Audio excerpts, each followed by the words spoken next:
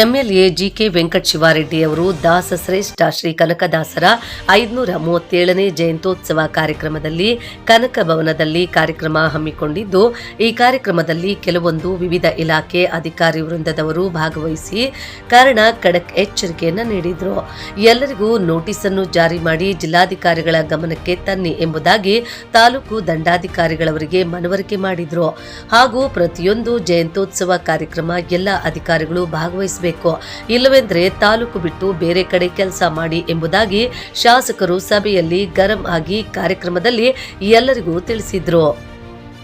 ಈ ಸಂದರ್ಭದಲ್ಲಿ ಶಾಸಕರು ಮಾತನಾಡಿ, ಈ ದಿನ ಕಾರ್ಯಕ್ರಮ ಸಮುದಾಯದ ವಿದ್ಯಾರ್ಥಿಗಳಿಗೆ ಸನ್ಮಾನ ಕಾರ್ಯಕ್ರಮ ಹಮ್ಮಿಕೊಂಡು ಅನೇಕ ಅಧಿಕಾರಿಗಳು ಬಂದಿರುವುದಿಲ್ಲ. ಅಂತಹವರ ಅಧಿಕಾರಿಗಳ ಮೇಲೆ ಶಿಸ್ತಿನ ಕ್ರಮ ತೆಗೆದುಕೊಳ್ಳಿ. ಅವರಿಗಿಷ್ಟವಿಲ್ಲ ಅಂದ್ರೆ ತಾಲೂಕು ಬಿಟ್ಟು ಬೇರೆ ಕಡೆ ಮಾಡಲಿ ಕೆಲಸ. ಈಗಾಗಲೇ ಕಾರ್ಯಕ್ರಮದಲ್ಲಿ ಸಮುದಾಯದವರು ಭಾಗವಹಿಸಿಲ್ಲ. ಅದಕ್ಕೆ ಕಾರಣ ಕೆಲವೊಂದು ಅಧಿಕಾರಿಗಳ ಜವಾಬ್ದಾರಿ ಆಗಿರುತ್ತದೆ.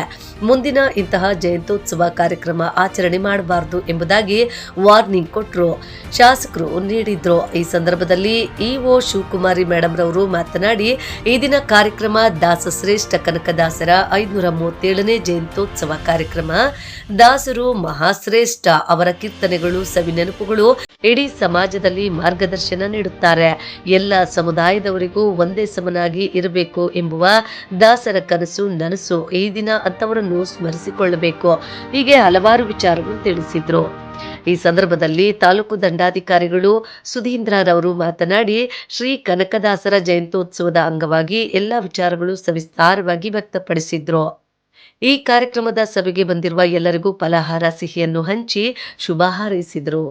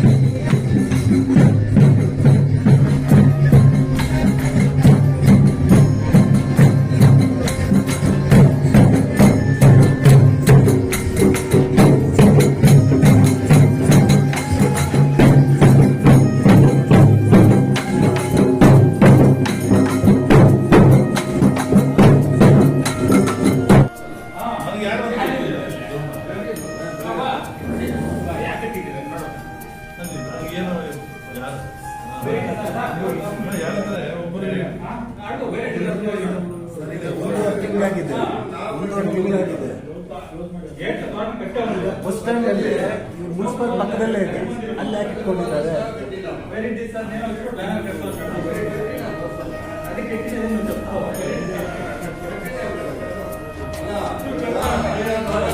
ನಾಗರಾಜ್ ನೋಡು.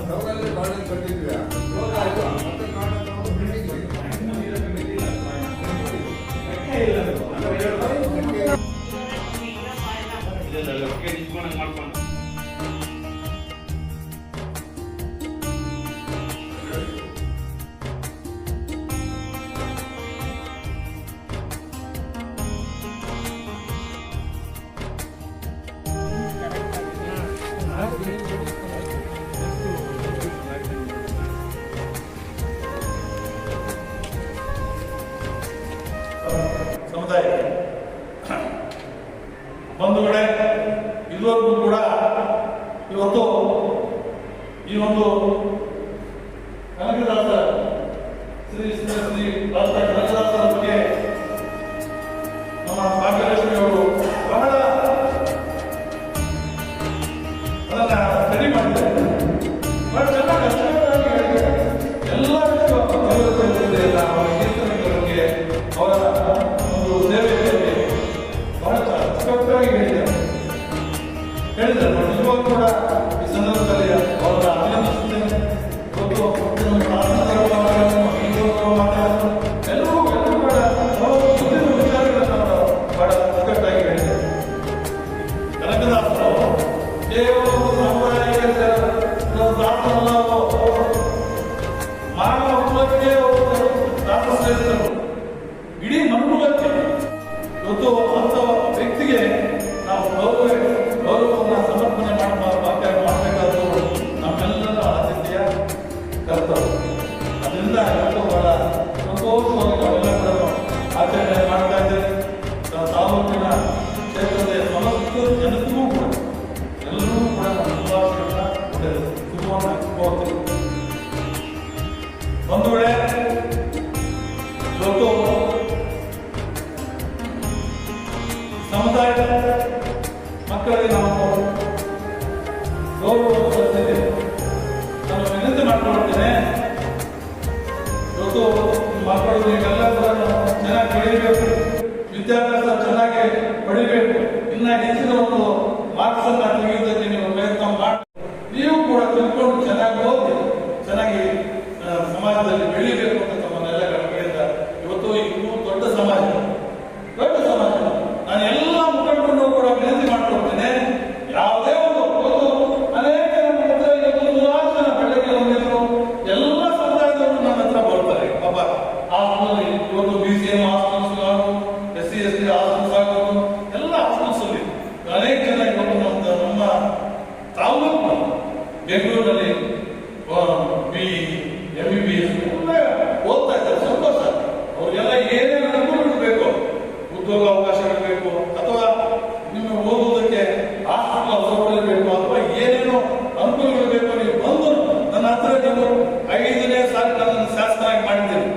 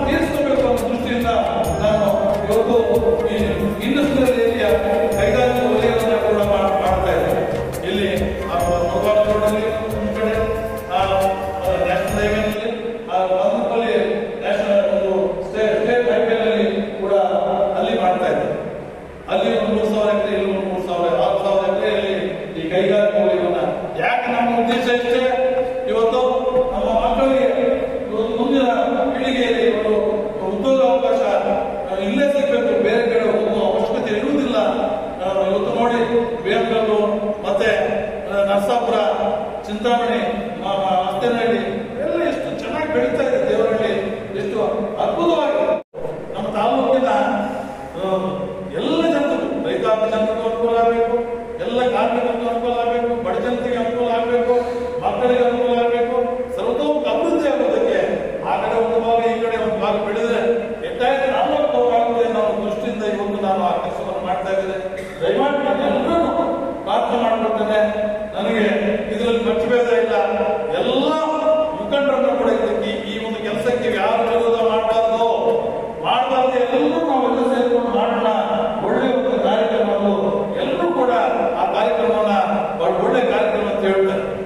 ಅದರಿಂದ ಇಂಥ ಒಂದು ಅದ್ಭುತವಾದ ಒಂದು ಕಾರ್ಯಕ್ರಮವನ್ನು ಮಾಡೋದಕ್ಕೆ ನನ್ನ ಎಲ್ಲ ಸಹಕಾರವನ್ನು ಕೂಡ, ಸಮಸ್ತ ಜನತೆಯ ಸಹಕಾರವನ್ನು ಕೂಡ ತಮ್ಮ ಈ ಸಂದರ್ಭದಲ್ಲಿ ಇವತ್ತು ಶ್ರೇಷ್ಠವಾದ ದಿವಸ ಕನಕದಾಸ ಜಯಂತ್ಯೋತ್ಸವದ ಸಂದರ್ಭದಲ್ಲಿ ನಾನು ಎಲ್ಲರೂ ಕೂಡ ನಾವು ಪ್ರಾರ್ಥನೆ ಮಾಡ್ತೀವಿ. ಇವತ್ತು ಸ್ವಲ್ಪ ಸಮಸ್ಯೆಗಳಾಯಿತು. ಇವತ್ತು ನಮ್ಮ ವೇಮಣ್ಣವರು ಪಾಪ ಅಲ್ಲಿ ಬೇಜಾರಾಗಿದೆ, ಈ ಸಮುದಾಯದ ಮುಖಂಡರು ಬೇಜಾರಾಗಿದೆ. ಯಾಕಂದ್ರೆ ಅಲ್ಲಿ ಸ್ವಲ್ಪ ಕನ್ಫ್ಯೂಷನ್ ಆಗಿದೆ. ನಾವು ಕಾರ್ಯಕ್ರಮ ಸ್ಟಾರ್ಟ್ ಮಾಡಬೇಕು ಅಂತ ಕೆಲವರು, ಮತ್ತೆ ಕಾರ್ಯಕ್ರಮ ಮುಗಿದ ಮೇಲೆ ಪ್ರದರ್ಶನ ಮಾಡೋಣ ಅಂತ ಹೀಗೆ ಸ್ವಲ್ಪ ಅಡಚಣೆಗಳಾಗಿದೆ, ಕನ್ಫ್ಯೂಷನ್. ಅದರಿಂದ ಮುಂದೆ ಅದಾಗದಾಗೆ ನಾವೆಲ್ಲ ವ್ಯವಸ್ಥಿತವಾಗಿ ಕೂತ್ಕೊಂಡು ಮಾತಾಡುವಂತ ಯೋಚನೆ ಮಾಡಿ ಮುಂದೆ ಕಾರ್ಯಕ್ರಮ ಮಾಡೋಣ ಅಂತ ಸಂದರ್ಭದಲ್ಲಿ ಕ್ಷಮೆಯನ್ನ ಜನಪ್ರಿಯ. ಅದೇ ರೀತಿ ನಮ್ಮ ಕನ್ನಡದಾಸರು ಒಂದು ಯುಗದಲ್ಲಿ ಒಬ್ಬ ದೇಶದಲ್ಲಿ ಒಬ್ಬ ಯೋಧರು ಒಂದು ಯುಗದಲ್ಲಿ ಆದ ನೋವುಗಳನ್ನ, ಆ ಹಿಂಸೆನ ತಡ್ಕೊಳಕ್ಕಾಗದೆ ಮನ ಪರಿವರ್ತನೆಯಾಗಿ ದಾಸರಾಗ್ತಾರೆ, ಬದುಕಿನ ಪೂರೈಕೆಗೊಳಿಸಿರುತ್ತಾರೆ. ಅದೇ ರೀತಿ ಒಬ್ಬ ಭಕ್ತ ಅದನ್ನು ದೇವರಾದ ಇನ್ಸಿಡೆಂಟು ಆಂಜನೇಯ ಸ್ವಾಮಿಯನ್ನು ಮಾತ್ರ ಕಾಣ್ತೀವಿ ನಮ್ಮ ಇದರಲ್ಲಿ. ಅದೇ ತರ ಇನ್ನೊಬ್ಬ ಭಕ್ತ ದೇವರಾಗಿದ್ದು ಕನಕದಾಸರ ಮಾತು. ಇದು ಎರಡೇ ಮುಖ್ಯ ಅಂಶ. ಹಾಗೆ ಈ ಒಬ್ಬ ಯೋಧ ದಾಸನಾಗಿ, ಒಬ್ಬ ಭಕ್ತ ದೇವರಾಗಿ ಮಾರ್ಪಡ್ಬೇಕಾದ್ರೆ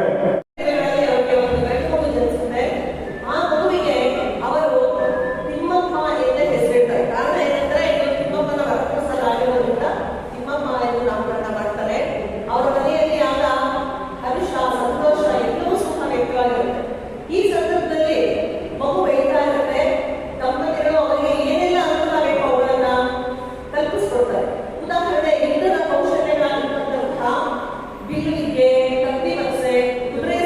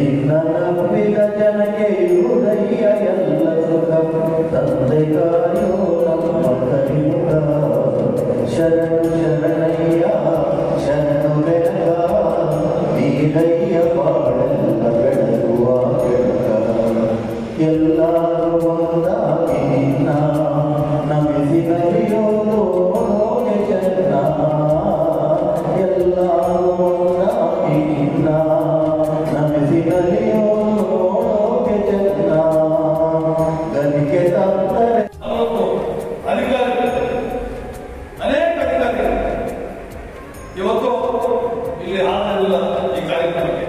ಇದು ಬಹಳ